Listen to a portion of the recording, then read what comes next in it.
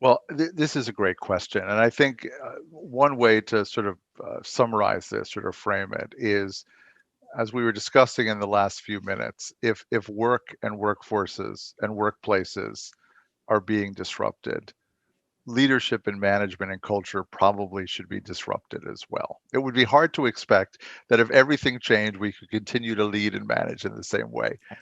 By the way, there are people that think that that is not a bad idea. One of my favorite quotes that I use to talk about the book is a quote from Albert Einstein, who said that you can't use an old map to explore a new world.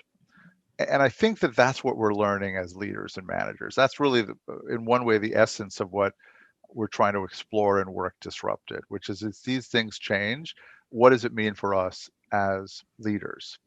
And I'll summarize 2 points. Let me know if you want to go into them. One Okay. is um, we used to lead and manage by walking around. There was literally an expression called management by walking around, which was made popular in, I think, In Search of Excellence many years ago when that book was written. But we can't walk around in the same way. Now, even when we were managing by walking around, we probably think we knew more about what people were doing and how they were doing than we actually did. Um, one of the things One of the biggest shifts that we're seeing now is that the role of what we sometimes call middle managers and team leaders has really shifted and is changing quite a lot.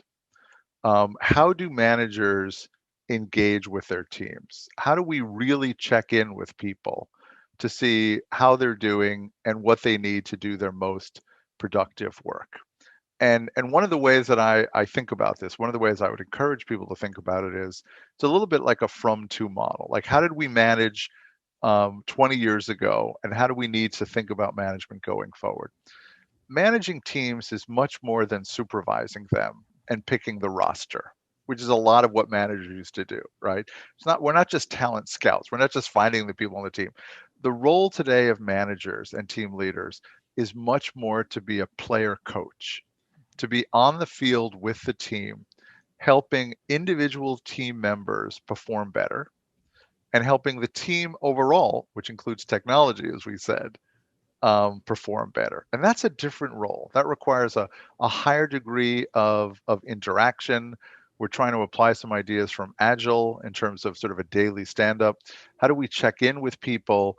And how do we evaluate not just their retrospective performance, but how do we as managers help people prospectively to perform better and to develop the future capabilities and skills that they need? I think in the next couple of years, we're going to see a major focus on the role of middle managers and team leaders Right. as they become much more important, not as supervisors, but as people who are really fueling the development and the performance of what's happening. And we saw that the whole notion of, what we call sort of the lift and shift, the idea that we could manage in the same way on Zoom or Microsoft Teams, the way that we were managing in the office, I think Right. we've learned that that doesn't work, that there were Right. some real changes that we're undergoing. Right.